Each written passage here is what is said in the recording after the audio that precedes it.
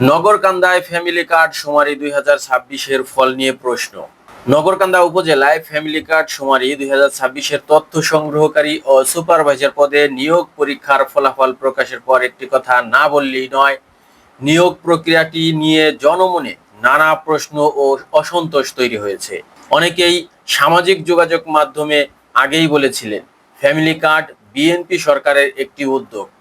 তাহলে এই কার্ডের তথ্য যাচাই বাছাইয়ের মতো গুরুত্বপূর্ণ কাজে দলীয়ভাবে ছাত্রদলের নেতাকর্মীদের সম্পৃক্ত করা হলেও হয়তো মানুষ বিষয়টি ভিন্নভাবে দেখত। কিন্তু পরীক্ষা ও নিয়োগের মাধ্যমে লোক নেয়ার পর যদি যোগ্যতা ও অভিজ্ঞতার চেয়ে রাজনৈতিক সুপারিশ বেশি গুরুত্ব পায়, তাহলে সেটি সবচেয়ে বড় প্রশ্ন। আমার পরিবারের 3 জন সদস্যের বিভিন্ন শুমারি, তথ্য সংগ্রহ ও সংশ্লিষ্ট কাজে একাধিকবার কাজ করার অভিজ্ঞতা রয়েছে। আবেদনপত্রে অভিজ্ঞতার বিষয়টিও স্পষ্টভাবে উল্লেখ করা হয়েছে, অথচ তাদের একজনকেও নির্বাচিত করা হয়নি। প্রশ্ন হচ্ছে, অভিজ্ঞতার মূল্যায়ন কিভাবে করা হয়েছে?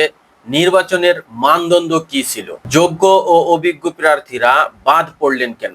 শুধু বড় কোনো রাজনৈতিক সুপারিশ না থাকাই কি তাদের অযোগ্য হওয়ার কারণ?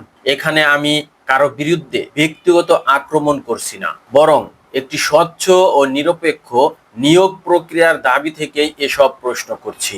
যদি সবকিছু নিয়ম অনুযায়ী এবং যোগ্যতার ভিত্তিতেই হয়ে থাকে, তাহলে উপজেলা প্রশাসনের উচিত হবে নিয়োগের মেধাক্রম, মূল্যায়নের মানদণ্ড এবং অভিজ্ঞতার মূল্যায়ন কিভাবে করা হয়েছে তা পরিষ্কার করা। কারণ সরকারি কোনো কার্যক্রমে জনগণের অর্থ ও স্বার্থ জড়িত থাকলে সেখানে স্বচ্ছতা ও জবাবদিহিতা থাকা খুবই জরুরি।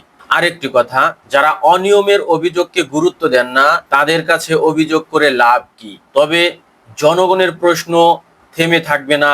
জনগণ কখনোই থেমে থাকে না। জনগণের সবসময়ই বিজয় হয়।